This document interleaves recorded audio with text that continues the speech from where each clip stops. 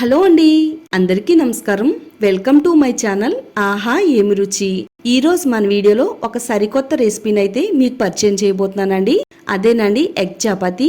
Egg చపాతీని చాలా simple గా టేస్టీగా ఎలా తయారు చేసుకోవాలో ఈ వీడియోలో చూపించబోతున్నానండి. మరి వీడియోని ఎక్కడ కూడా స్కిప్ చేయకుండా ఫస్ట్ నుంచి లాస్ట్ వరకు చూడండి. మన ఛానల్లోకి ఎవరైనా కొత్తగా వచ్చినట్టయితే ఛానల్ ని తప్పకుండా సబ్స్క్రైబ్ చేసుకోండి. ఎంతో టేస్టీగా సింపుల్ గా ఉండే ఎగ్ చపాతీని ఎలా తయారు చేసుకోవాలో ఇప్పుడు చూద్దామండి. ఒక బౌల్లోకి 1 కప్పు గోధుమ పిండి వేసుకుందాము. 1 పావు టేబుల్ స్పూన్ సాల్ట్ కూడా వేసుకుందామండి. సాల్ట్ వేసేసుకుని ఈ పిండిలో అంతా కూడా బాగా కలిసేటట్టుగా ఈ విధంగా కలిపేసుకోవాలి. కొంచెంగా నీళ్లు పోసుకుంటూ చపాతీ ముద్దలాగా అయితే దీన్ని కలుపుకోవాలి. చపాతీ ముద్ద అనేది చాలా స్మూత్ గా రావాలి, క్రాక్స్ అనేవి రాకూడదండి. ఇలా మనం వేలుతో ప్రెస్ చేసినట్టయితే చపాతీ ముద్ద చాలా స్మూత్ గా ఉండాలండి. ఇప్పుడు దీనిపైన మూత పెట్టేసి కొద్దిసేపు అయితే పిండి ముద్దను అయితే నానబెడదామండి. నెక్స్ట్ ఇప్పుడు ఆమ్లెట్ కి అయితే రెడీ చేసి పెట్టుకుందాము. ముందుగా ఒక బౌల్లోకి కొద్దిగా పాలు వేసుకుందామండి. పచ్చి పాలు వేసుకోవాలి. 1 పావు టేబుల్ స్పూన్ పసుపు, 1 పావు టేబుల్ స్పూన్ కారం, 1 పావు టేబుల్ స్పూన్ సాల్ట్ వేసుకోవాలండి. ఈ పాలల్లో కలిసేటట్టుగా బాగా కలుపుకోవాలండి. పాలు పోస్తే ఆమ్లెట్ చాలా సాఫ్ట్ గా వస్తుందండి. ఉప్పు, కారం, పసుపు అన్ని కూడా బాగా కలుస్తాయి అన్నమాట. టేస్ట్ కూడా చాలా బాగుంటుంది. ఇదంతా కూడా బాగా కలిపేసుకున్న తర్వాత మీడియం సైజు లో ఉండే ఒక ఉల్లిపాయని తీసుకుని ఇలా చిన్న ముక్కల కింద కట్ చేసుకుని ఇందులో వేసుకుని బాగా కలిపేసుకుంటే సరిపోతుందండి. ఉల్లిపాయల్ని వీలైనంత చిన్న ముక్కల కింద కట్ చేసి వేసుకోవాలండి. బాగా కలిపేసుకున్న తర్వాత 2 ఎగ్లను పగలగొట్టి వేస్తున్నానండి. మీరు కావాలనుకుంటే 1 ఎగ్నైనా గానీ వేసుకోవచ్చు. గుడ్లను వేసేసుకుని ఈ ఉల్లిపాయ ముక్కల్లో కలిసేటట్టుగా బాగా బీట్ చేసుకోవాలండి. ఉప్పు సరిపోకపోతే కొద్దిగా ఉప్పును కూడా వేసుకోవచ్చు.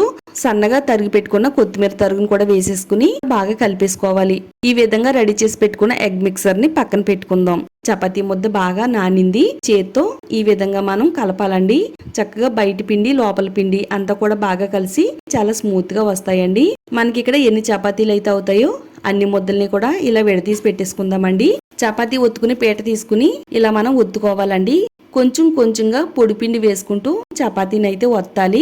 చపాతీ ఒత్తేటప్పుడు ఎక్కువగా బలం అనేది దానిపైన ఆంచినట్టయితే చపాతీ అనేది అంత బాగా పొంగదండి.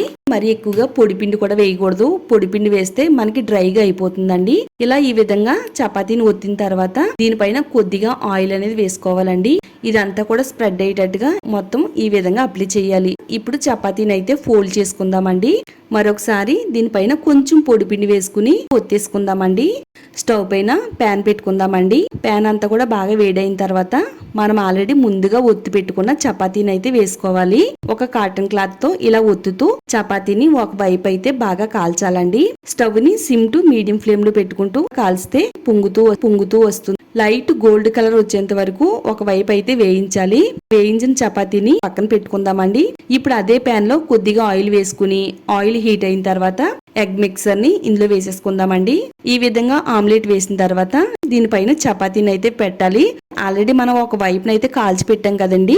ఆ కాల్చి పెట్టిన వైపు ఇలా కింది వైపు రావాలండి. ఈ విధంగా చపాతీని అయితే ఎగ్ పైన వేసుకుని సిమ్ లో పెట్టుకుని 2 వైపులా కూడా చపాతీని అయితే కాల్చుకోవాలండి. ఇలా ఒక వైపు ఆమ్లెట్ అనేది బాగా ఉడికిన తర్వాత ఇలా రెండో వైపుకి టర్న్ చేసుకోవాలి. 2 వైపులా కూడా చక్కగా మంచి గోల్డ్ కలర్ వచ్చేంత వరకు కాల్చితే సరిపోతుందండి. చాలా సింపుల్ గా టేస్టీగా చేసుకునే ఎగ్ చపాతీ అండి. ఒక్క చపాతీ తింటే చాలండి, కడుపు నిండిపోతుంది. పిల్లలు ఏదైనా తినాలి అని అనిపించినప్పుడు ఇలా ఈ విధంగా మనం ఎగ్ చపాతీని చేసి పిల్లలు పెడితే గనక చాలా ఇష్టంగా తింటారు. ఇది హెల్త్ కి కూడా చాలా మంచిదండి. ఎంతో టేస్టీగా ఉండే ఎగ్ చపాతీ అయితే రెడీ అయిపోయిందండి. ఏదైనా సాస్ తో అయినా తినొచ్చు, లేదనుకుంటే ఒట్టిగా అయినా తినేయొచ్చండి. స్మూత్ గా ఉంటుంది, టేస్టీగా కూడా ఉంటుంది. ఇది మీ ఇంట్లో అందరి ఫేవరెట్ కూడా అయిపోతుందండి. ఒకసారి తిన్నారంటే తప్పకుండా వీడియో చూసిన తర్వాత ట్రై చేయండి. తప్పకుండా షేర్ చేయండి. ఇలాంటి మరిన్ని టేస్టీ రెసిపీస్ కోసం మన ఛానల్ ని తప్పకుండా సబ్స్క్రైబ్ చేసుకోండి. వీడియోని లైక్ చేయండి.